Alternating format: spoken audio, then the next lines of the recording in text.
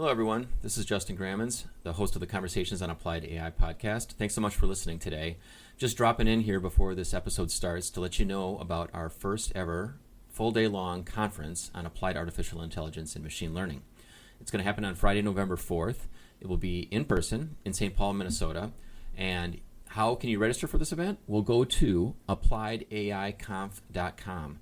And for being a loyal podcast listener, just use the discount code of podcast to receive a 50% off discount on your ticket purchase. So again, it's Friday, November 4th in St. Paul, Minnesota. The Applied Artificial Intelligence Conference will be talking all about artificial intelligence, machine learning, applications to our world, great networking opportunity. We've got a full range of speakers talking about all sorts of different applications in a wide variety of industries. So look forward to seeing you there. Friday, November 4th. Check it out at appliedaiconf.com and use the discount code of podcast. So thanks so much all, and on with the next episode. For example, a user might say that they want to have pizza. Oh, no, I don't actually want pizza. Let's go with a burger instead. No. Burger is fine, but I also need a couple of hot dogs. And this is where a real human might lose control of what the hell is happening. And the bot will lose control much, much faster. In reality, humans, we clarify things, right? We ask clarifying questions. Like, Justin, what is the picture behind you, right? And you would tell me the story about it and so on. But the bot, to clarify something, the bot has to be programmed to do that. And in many ways, clarifying everything is not so easy. Welcome to the Conversations on Applied AI podcast, where Justin Grammons and the team at Emerging Technologies North talk with experts in the fields of artificial intelligence and deep learning.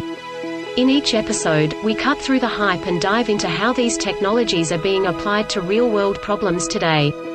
We hope that you find this episode educational and applicable to your industry, and connect with us to learn more about our organization at appliedai.mn. Enjoy. Welcome, everyone, to the Conversations on Applied AI podcast. Today, we're talking with Daniel Kornev. Daniel is Chief Product Officer for DeepPavlov.ai, which is a developer behind the Deep Pavlov open source conversational AI stack for building voice assistants. Daniel has also served as an advisor to the Alexa Prize team from the Moscow Institute of Physics and Technology. Before Deep Pavlov, he founded and led an AI-driven startup called Zet Universe, and was both a technical program manager at Google and a dev evangelist at Microsoft. Daniel has an MS in computer science and has done extensive research in computer vision interaction. Thank you, Daniel, for being on the program today. It's a big pleasure of mine. Thank you so much for getting me aboard, Justin. Well, yeah, no, we love talking with people doing interesting and fun things in the space of artificial intelligence, and I can't wait to learn more about kind of what you got into this space, or how you got into this space, and some of the awesome things you're doing at Deep Pavlov. Maybe we could rewind the clock back, and maybe you could talk a little bit about your trajectory of your career and how you got to where you are today. It's like three things that changed my career forever. It was thing number one, we got a computer back in 1994. With Windows 3.11 for workgroups. And the second thing is probably when I've learned about Windows Longhorn and WinFS, which was a big dream of Bill Gates. And that happened like a decade later, obviously. That was a fascinating idea that Bill imagined where Windows would be smart, where it would know everything about data in computer. So essentially, he envisioned that computer could have a personal knowledge graph in Windows, and everything, all apps would work on top of it. That was a fantastic idea. I was so fascinated. I thought like everything they wrote or they read in the science fiction could become, as some readers might be aware, WinFS died. And then Bill Gates started another project called Microsoft Semantic Engine. It was called Arena internally. And that what sparked my interest. I wanted to build this kind of smart systems. I didn't want to make mistakes that were made in WinFS. And I worked at Microsoft at the time, so I had a chance to talk to those people. And I was amazed. So like we discussed with you a little bit earlier, I worked on things like personal AI assistants. Before that was more or less coined. It was like back in the second half of 2000s when everything we knew about assistant was basically things Eric Horowitz made for Office. So small Microsoft agents that inspired Clippy and other things. Yeah, I was going to say. Yeah. And Kalo from DARPA, Cognitive Assistant Notes and Organizers, that spinned off into Siri. So that kind of things that inspired me a lot to build things. That's awesome. So you're working at Microsoft, and I think you were a program manager and dev evangelist there, kind of getting into this conversational AI, or just understanding how these smart assistants would work. Now, where did you go from there?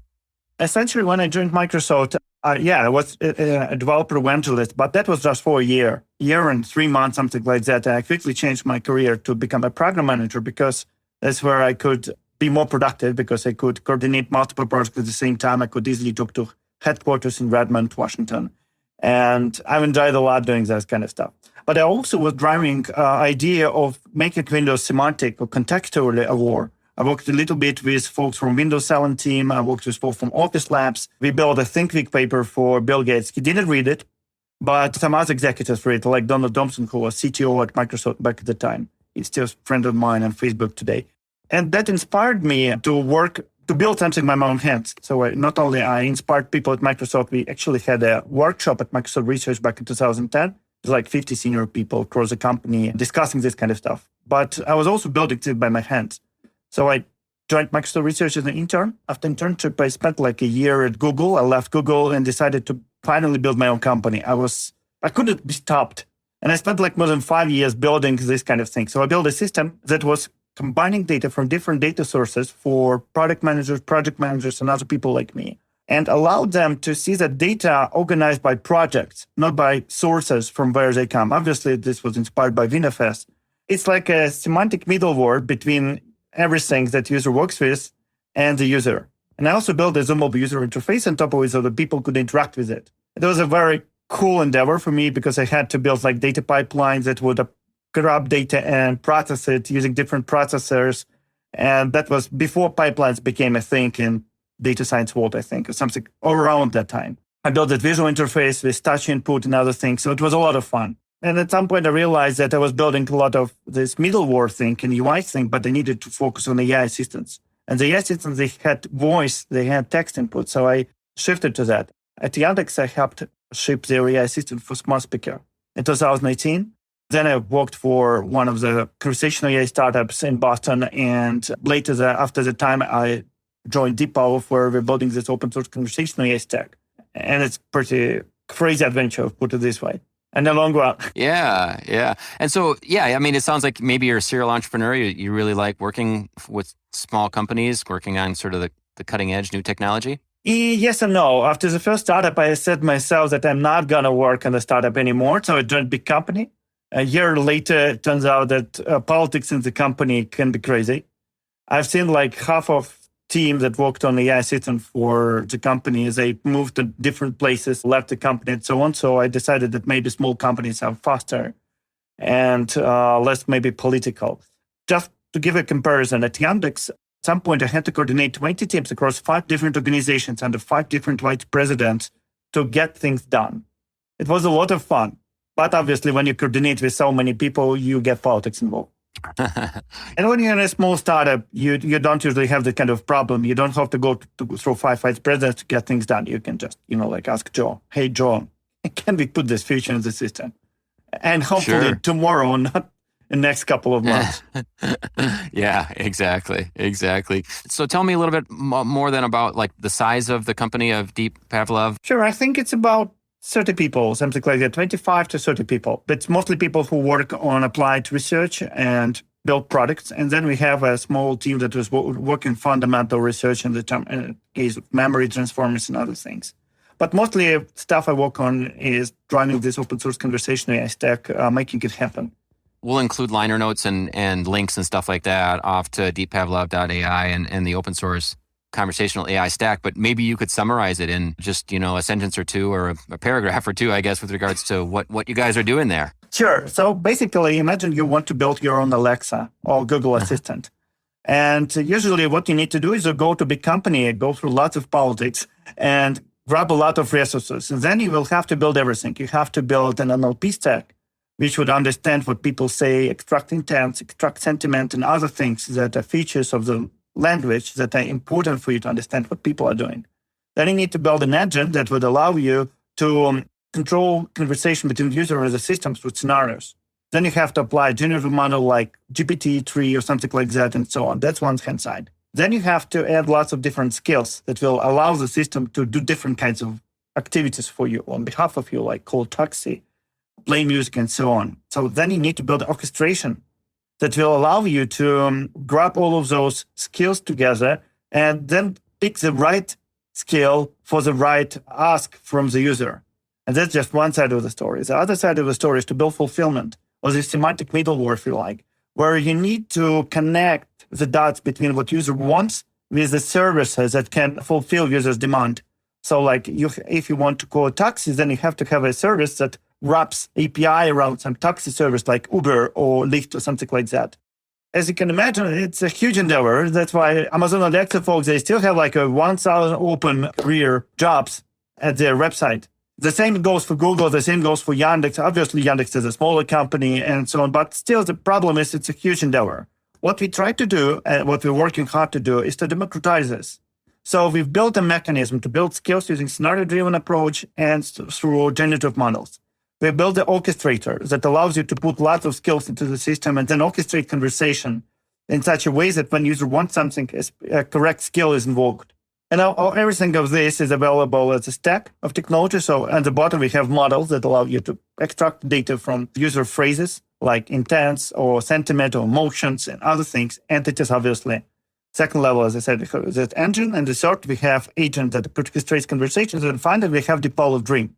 The Dipolo Dream is our platform for building multi-skill AI assistants. It allows you to build your own Alexa, essentially, from all of these tools. Everything is open source. Everything is out Apache to the toe. So you can grab it and bring it to your company and build your own thing based on this. Long story short, that's how you can build your own Alexa without spending lots of millions of dollars on building everything from scratch, like Amazon and Google and Microsoft and Siri did. That's awesome. Google had this thing called the AIY, where they had like a vision kit and they had a voice kit stuff. Do you remember them putting out those things some years back? I think I've heard about that. They also have APIs that they acquired and they created a dialog flow out of it. But Google, in many ways, they were secondary to Alexa. When Alexa was shipped, Google just had Google Now. It was far cry from what Alexa had. So they had to be really fast and to catch up. In many ways, I think Google is still catching up through. They have fantastic people. Actually, some of them are coming from the same company. And I really, really admire their work. Yeah, I mean, like I said, I think they put together this kit and it basically had a little, like a Raspberry Pi. And it was using open source libraries from my understanding. I got the Vision kit, which was basically running OpenCV on it. And they just kind of packaged it up into this kit you could buy for, I don't even know what it was, maybe $99 or whatever. Yeah, $100. Yeah. Yeah, in like a little cardboard box, and you would assemble the thing. But I mean, it was built on, kind of open source software. But, again, it was all wrapped in Google's ecosystem. It sounds like what you guys have built here is completely open source. I'm looking at your GitHub repository. I mean, you can download, you can get a Docker container with everything sort of fired up and ready to go, right?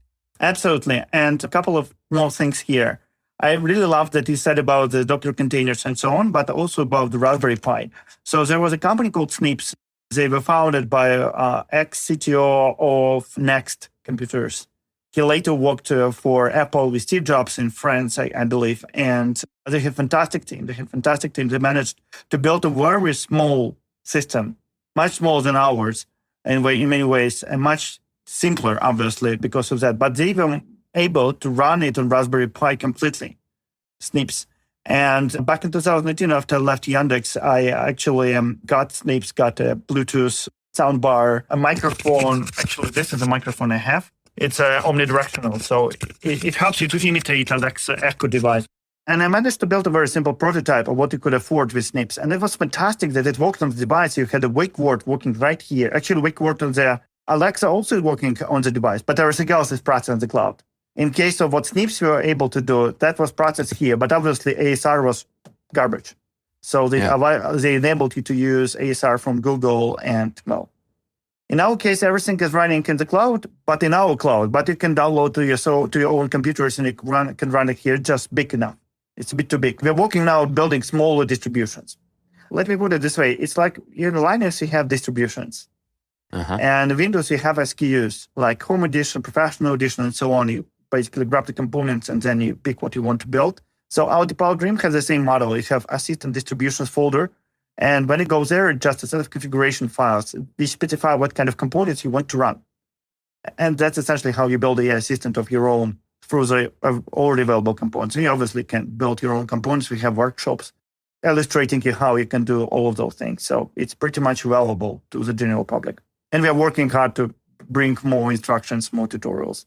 What's the business model? So you guys have services then you run on top of this can help companies? Yeah. So right now we are academic organization, and we're currently working on building some of those things available commercially. So one of the things we're building is entity extraction service. It extracts entities from the text and links them to Wikidata. There is a service called Dandelion.eu that provides the same functionality. And there are some other companies that do the same. So what we want to do is to make this available to the general public. It's already running internal beta. Get money from selling it. And the same story goes to the whole platform. But we need to build, these tenants and tenant management and web platform where you can configure your AI assistant without having to go to Docker or editing JSON files and so on. So that's what we're working on. We hope to get some early bits by the end of this year and make them available. Right now, this is obviously more friendly to developers who can hook everything up the way they want and use it. And was that more of a text-based solution? Is that what you were saying, or is it voice? Excellent question. So our solution internally is obviously text-based, but we have models allowing you to use NEMO libraries from NVIDIA, who is our partner, by the way. And so we use ASR-TTS models from them. We have a custom model that allows you to put 16 kilohertz buff files to the system. They will be then recognized, transcribed into text, and sent to the pipeline, and then back in the end, they will be added to TTS. TTS will send you audio back.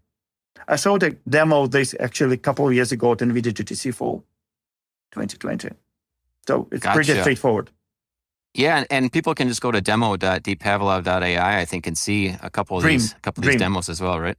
Yeah, actually, it's dream.deepavlov.ai. That's where they can get a beautiful landing where you can talk to the chatbot and so on. We also have one important thing. Everything you say to the chatbot will be available to the general public. So we put a lot of placeholders and say, like, don't put credit card data, something like that. And this allows people to get a public data set. That's one of the big challenges in conversation. Yeah, you have like 3 people after chat, like you and me. But I accept our podcast, which, by the way, is a good idea. I accept the podcast and so on. Most of the data that people talk about is private. So we would help other developers in the academia and the industry by open sourcing the conversation between our users and our chatbot on dream.deepavlov.ai. I did go to dream.deepavlov.ai, and yeah, there's a little chatbot here. You can start typing in your messages. Like I say, there's a warning that pops up. It says, don't put any personal data in here, at all. But yeah, I will definitely put a link off to this where people can play around with it. And I was just looking at your GitHub page. So that's phenomenal. So first of all, I guess to back up, whenever I hear a conversational AI, for some reason, my mind just goes to Siri and Alexa and all these types of things. But I mean, it really doesn't need to be only audio based, right? It's really just this broad based. Yeah, this is a good question. The fact is, we people are multimodal. So even right now, we are recording this audio, and you folks who are listening to us, thank you so much for that. You will be just listening to us. But the thing is, this conversation is video-based. So we can see each other. We can see each other's faces. We can see each other's smiles and eyes and so on. And that's how we interact. Even when I don't talk, I still have gestures. I still have body movements. And the thing is, that's how we process information. And the other thing is, when we process information, visually, we can do it asynchronously. We can reread once again. But when you build a voice-only user interface, you have to design it very specifically because people can keep in mind just a few things. User interfaces and user interaction between users and the AI system has to be multimodal as well. They have to see you. They have to be able to recognize your body movements and gestures and see where you're looking at and see your smile and see your sad and recognize it and react to it. For sure.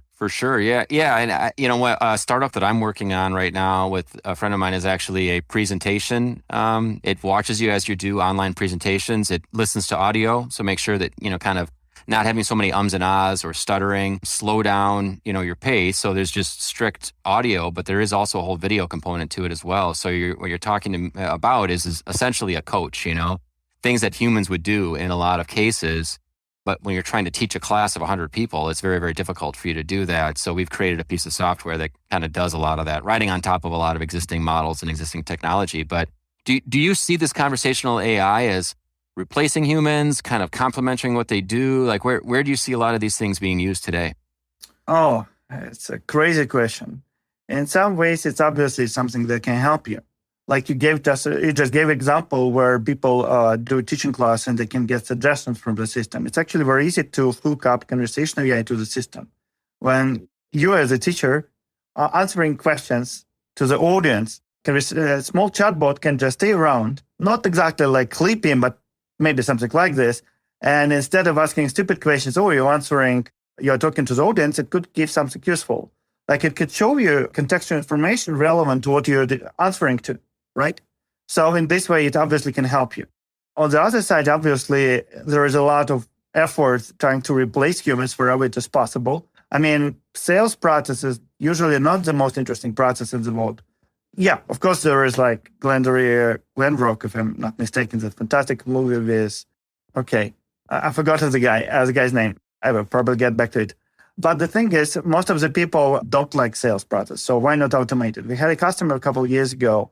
We worked with them on an early version of our platform where we built the thing where it would reach out to bloggers and ask them if they want to do product placement in their blogs posts in Instagram or something like that. And the whole process was automated. And only when bloggers said that they actually want to be involved, then the system would connect them to the actual manager from the company. Now, I'm not going to say I'm super proud of the process. Some morals of mine say, hey, Daniel, maybe that's not the best way to build conversation AI, but the practical business application makes a lot of sense. You do a lot of cost saving by doing this kind of operation. On the other hand side, AI systems can do a lot of things. I don't know, like some years ago, I had a TEDx talk on functional literacy and other things.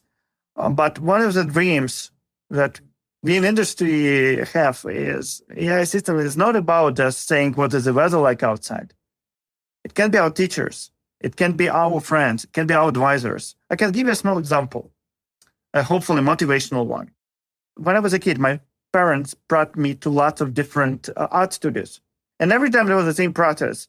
I was learning how to draw with a pencil, then how to draw with a pen. I was learning how to draw figures, then I was learning how to draw fruits, then landscapes, then humans, and so on. And all of those times, it was fun, but it was not so engaging. And then one day, I went to another group, another place, and there was a person who didn't have education in teaching. She just was an architect, and working architect. And instead of getting me through the same process, she asked me, what do I draw when I'm not asked to draw? What I'm drawing in my free time. And I showed her some of my drawings. And they were just black and white things. And she started bringing me to each next lesson something small, things she collected over the years as a professional.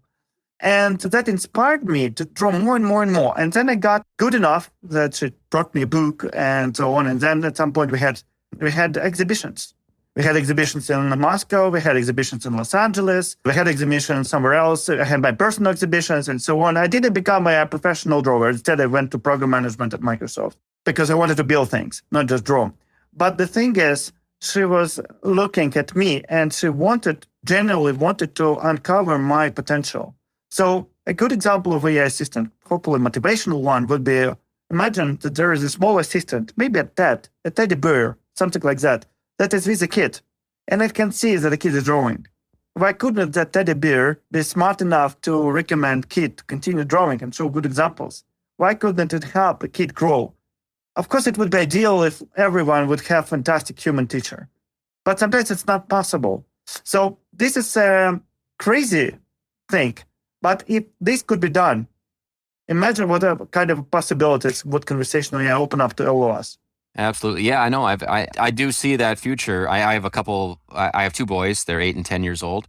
And, they have Alexas in their room and they ask it to play music. They ask it questions. The alarms go off in the morning. But, I have heard of a number of startups kind of embedding that in sort of in dolls, in teddy bears and other things.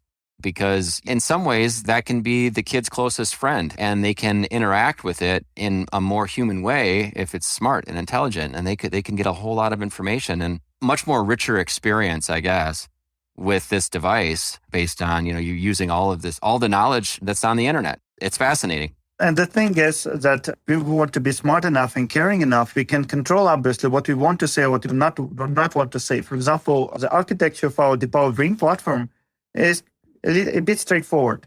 At some point, when different skills are generating responses that have to be, and one of those responses usually have to be picked and brought back to the user. We have a row of annotators, that's how we call them. They're basically classifiers or rule-based systems, depending on what you want to do. They're just checking that you're not going to say something that might hurt feelings of the user. Don't want to say words that are prohibited. Don't want to say something that might spoil the conversation, something like that. Of course, that's not ideal right now. But we can do that, and we can make this user experience more friendly to the user. And this is obviously still a far cry for what we can do. I mean, after all, there was this robot called Bishop in the movie Aliens, made by Cameron, and that was a very friendly guy. He was really fighting for the better future of people with him. He was protecting them. And so this could be a great future, big building. I hope you're not going to build Ash from Aliens. So. Yeah, I mean, I guess tools can be used in all sorts of different ways, but as long as we keep the positive side of it going, I think humans will continue to hopefully use it for good. As I was thinking about one of the other conversational things that I remember, this maybe goes back at least close to 7-8 years now or so, and maybe you had seen this, but I think it was called X.AI, and it basically was a virtual assistant where you could use a calendar and it would look at your calendar and you would have, somebody could send you an email, and I forget the name of the assistant, he and she, they basically had names, but it was flawed. There were a number of issues that I had when I was trying to schedule something with people, that just misinterpretations, a lot of back and forth. And I know that the person I was trying to schedule with, they ended up just stepping in and just, a lot of times having to just override. Maybe that's not a good example, but I guess, I was thinking about what sort of flaws are you seeing that are still happening, I guess, around in this space where maybe we need to get better? That's a good point. 4 years ago, folks from Nielsen Urban Group, they made a fantastic UX overview of what's good and what's bad with the user interface of AI assistants. There are a few things. It's like you start with how you understand what user is saying. And that means you start with ASR and so on. But then you have to intelligently interpret what the user said. And that's a different thing. So one thing is to recognize words. Second is understand what user wants. Then you have to do something for the user. So you usually have to fulfill user's request. And then you have to generate response back, and then you have to transform it into voice and so on. But the thing is a problem side at all levels. So they start with ASR. Okay, ASR can be much better. Is much better today than it was a couple of years ago and so on. That's pretty much true, specifically for English language. But when you want to understand what the user wants, there is a myriad of problems here. For example, user might say that they want to have pizza. Oh, no, I don't actually want pizza. Let's go with a burger instead. No. Burger is fine, but I also need a couple of hot dogs. And this is where a real human might lose control of what the hell is happening. And the bot will lose control much faster. And in reality, humans, we clarify things, right? We ask clarifying questions. Like, Justin, what is the picture behind you, right? And you would tell me the story about it and so on. But the bot, to clarify something, the bot has to be programmed to do that. And in many ways, clarifying everything is not so easy. So we humans, we create abstract models of what something works, how something works. And that's how we try to operate. But the bot doesn't have capacity or capability to build this abstract model. So it has to be programmed if you want to get things done. Obviously, you can also use GPT-3, but then you will never know when it will start faking things. And he'll still think that it's fine. It's like I asked my assistant, create a reminder for something. And it said, okay, and I will do. And it was just a smart response of a chatbot, a chit-chat system. So there are a lot of problems with interpreting what user said. And then obviously you also have to build a pipeline of sorts of what has to be done. A few years ago, there was a project called Facebook M. They built a fantastic AI assistant that was running in very limited beta in San Francisco. And the idea was that people could ask anything. And as their founder said, he left Facebook after that, a few years after that. He said that in the beginning, people ask what is like the weather like outside. Then they ask, show me the best Italian restaurant here. And at some point, they start saying, like, help me to organize a wedding. And the way how it used to work was this. Behind the system, there were people. The idea was that if a system can do things on its own, it will do. But if it cannot, then the people would step in They will do the operations and they will record what exactly they've done. So that could be automated. By the end of the experiment, which I think ended in 2017 or something about that, they said only 30% of tasks could be actually automated.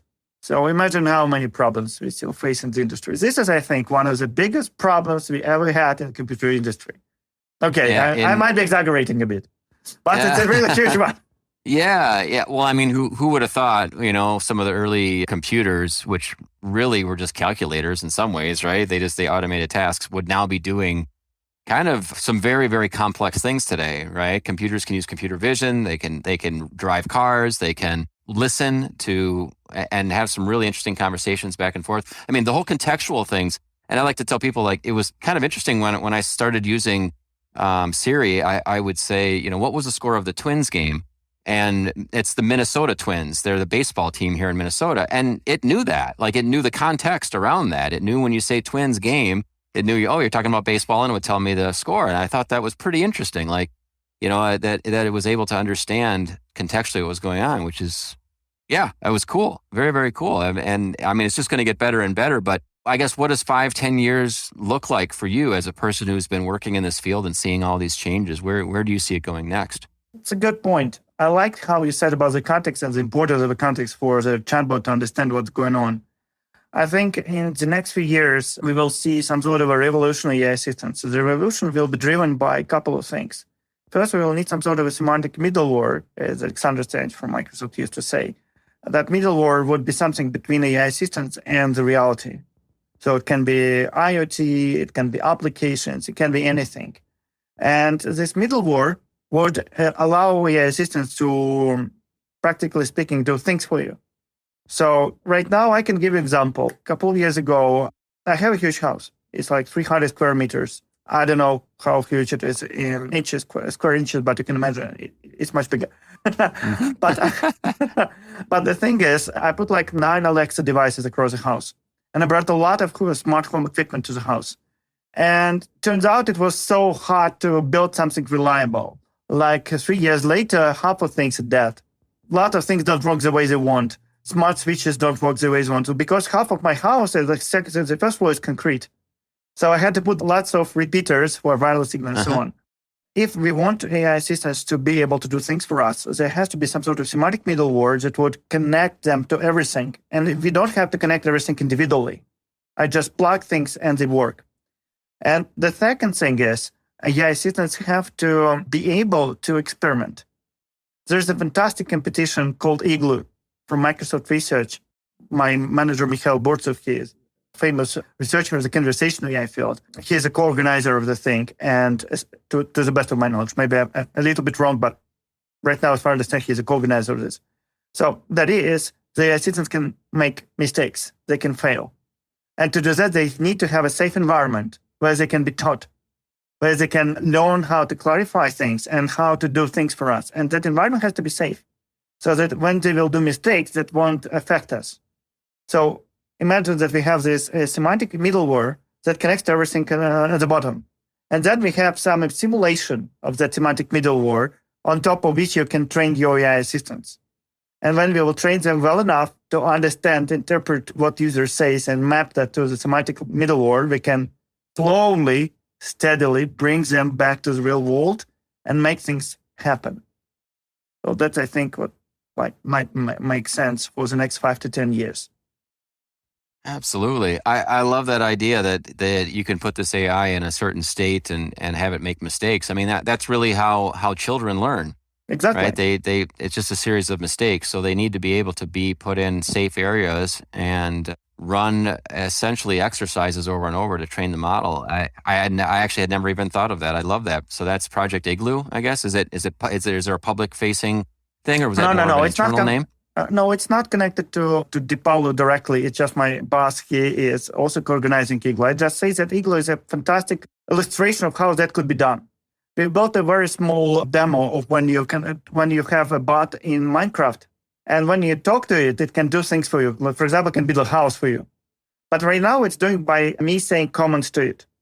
But what if I could say to it, and that's a more or less idea of Igloo, what if you could build a house and then say it to repeat after me? What if you could say that I'm going to build a wall, put a couple of walls here, here, and here, and put a sailing, put a stairs? What if you could explain things in natural language to the bot and it would learn? So this is a fantastic premise. And Igloo is driving this from the research perspective. What I was talking about from Tipalov, Dream, and Minecraft was a small experiment. We want to combine the things together. And obviously, we have to build this semantic middleware and build a simulation so that we could experiment with this kind of thing. We are not alone, by the way, in this thing. Amazon have this competition. They have Alexa Prize, where a lot of chatbots participate in this chatbot competition to build a fantastic chatbot that can sustain 20-minute long conversation about anything. But they have a couple of other challenges. One was a taskbot challenge, and the other was a symbol challenge, where you issue comments in natural language to the driving bot, and that bot inside your apartment can do things for you. Can look up if the gas is open or closed, or if window is open or closed, or something like that. For them, it's a competition. It's competition happening in the simulation as well.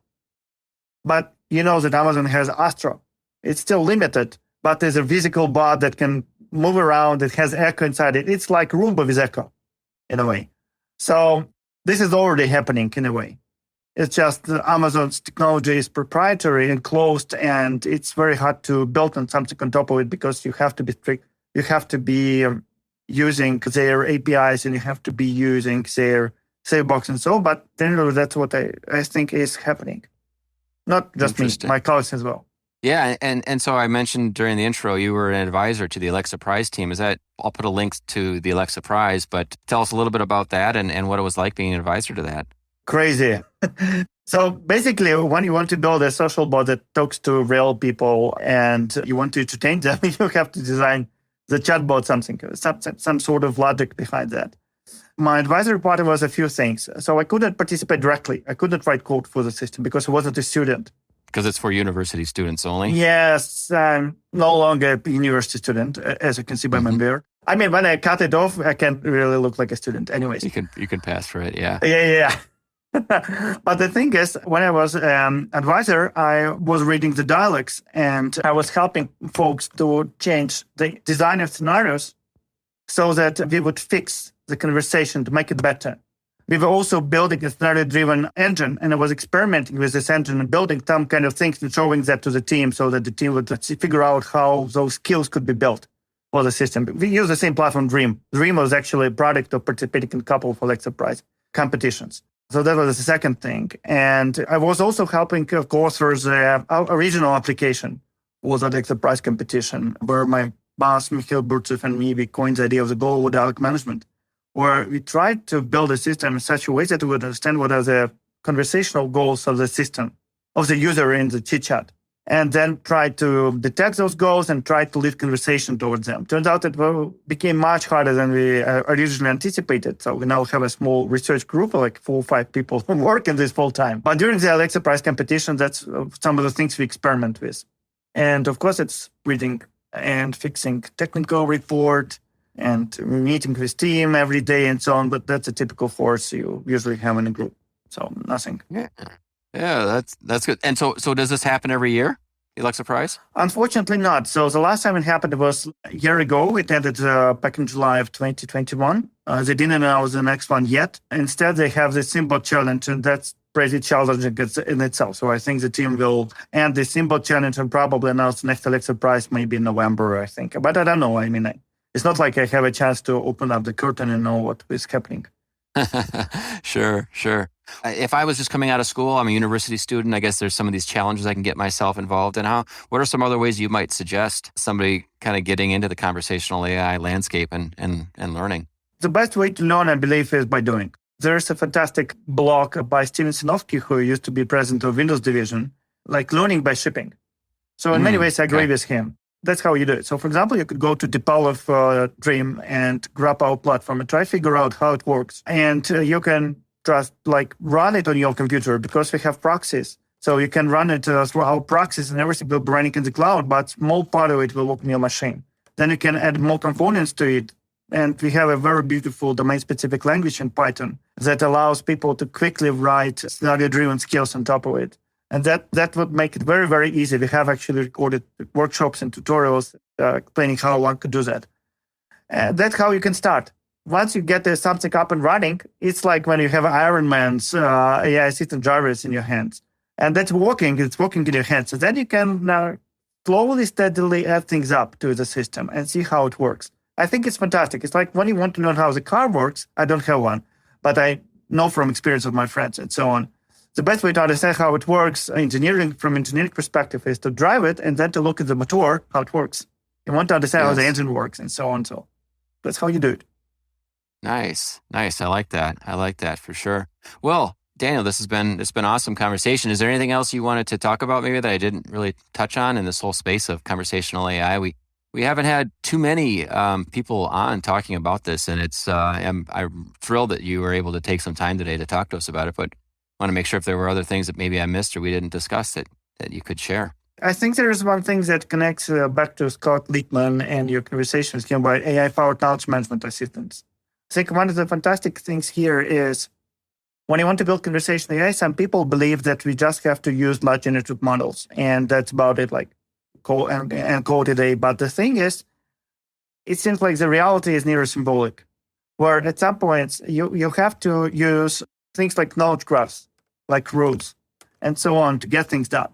Sometimes you need to base your work on neural networks. For example, when you want to build a classifier for something like for understanding intent or sentiment or emotions of the user and so on, neural networks are fantastic. But when you want to have a tight control of how the user experience works, you might want to use some sort of scenario-driven approach. And the thing here is, if you want to build fantastic things in conversational AI, you should not lock up yourself to just one of the directions. You should open your eyes really widely and see all of the benefits different approaches enable you to build things with. And as I said before, with the example of knowledge graphs, I can give you a simple example. When we participated in Alexa Prize, and the first time we just had the name entity recognition, which could recognize that something is a city or something is a person and so on in the phrases.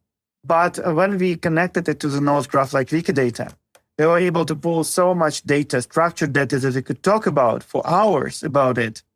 So that's just a small but a fantastic example of how much power lies in combining neural networks and symbolic approaches in AI together. That's fascinating. Yeah. It seems to be a pretty big movement around graph databases. There's a company called Tiger Graph, and there's a number of people in town here that are speaking a lot about it, and just this idea of just structuring data in a different way through using graph technology. Are you familiar with that, like some of those specific solutions? I mean, sure. When I was working on my startup at Universe, I've looked at, I don't know, like 10, 20, 30 examples, different mechanisms how you can build that. At Depalo, we use a couple of ways. For Wikidata, we just drop their data in HDT format. And for ourselves, we build a small custom knowledge graph where we can record things like what people said, we'll link that to the old knowledge graph. We use it for Neo4j for that. There is, by the way, a fantastic team in Yerevan, UNU. They are building an entire stack of technologies with key value store, the document database, and graph storage on top of it. And they're building the stack up and up using C++ and so on. They're fantastic in doing that. And they're a good example what you can build from the ground up when you perfectly understand what kind of data structures you need. Yeah. Yeah, and it borders like the whole semantic web 3.0 movement that seems to be, it's been going on for 20 years now, but just trying to get the internet to really behave more. It's just, if the data is more structured or in a way that it can be processed better than parsing HTML, likely the better. The biggest problem here is how you can build a bridge and where the bridge should start and where the bridge should end. Obviously, semantic web idea a couple of decades ago was fantastic, but it was impossible to encode everything in the web with semantic web things. Yeah, we have schema.org, which allows you to encode multiple things on the web with machine-readable formats, but the gap is probably closed differently. You use NLP to extract entities. For example, we have a technology that allows you to extract triplets from the free text. And that's how you can build a knowledge graph ad hoc from the content you have. So I think the bridge, it's a question of how you can build a bridge. Yeah. And I love what you kind of said earlier. We need to take an open mind. We need to take an open approach. The way it's been done in the past maybe isn't the right way going forward. So people should start thinking how they can apply all these different technologies and sort of like, just attack the problem maybe differently. Absolutely. I totally agree with you, Justin. That's how we build. That's how we evolve. Well, Daniel, how do people reach out to you? Just take a look at Google, I guess, find you on LinkedIn? Yeah, the easiest way is to just put Daniel Kornev on Google and you probably will hit me at LinkedIn and Facebook and Twitter and so on. I have a Twitter handle called DANIELKO, Danielko. That was my alias at Microsoft. I still use it like a decade later. So that's a very easy way to talk to me. Gotcha. And it looks like Zet Universe is still kind of up and running. Is that true? After stopping working on Zet Universe full-time, I just use it as a consulting gig. So when I want to consult someone in building cognitive computing systems or something like that, no matter how fancy it's called, it's still AI stuff. I use it as a way to provide services. So if you want to work on something like that, I could provide you services through my company. Excellent. Cool. Yeah, we'll put a link off to that too as well. People want to reach out. But thank you, Daniel. I appreciate the time and all of the information that you gave to us and the Applied AI community. It's been a great conversation, and love to have you on. I think in the future to sort of see how things are changing and evolving in this fast space of conversational AI. Justin, it's been my big pleasure. Thank you so much for this opportunity. I've enjoyed this conversation. You've listened to another episode of the Conversations on Applied AI podcast. We hope you are eager to learn more about applying artificial intelligence and deep learning within your organization. You can visit us at appliedai.mn to keep up to date on our events and connect with our amazing community. Please don't hesitate to reach out to Justin at appliedai.mn if you are interested in participating in a future episode. Thank you for listening.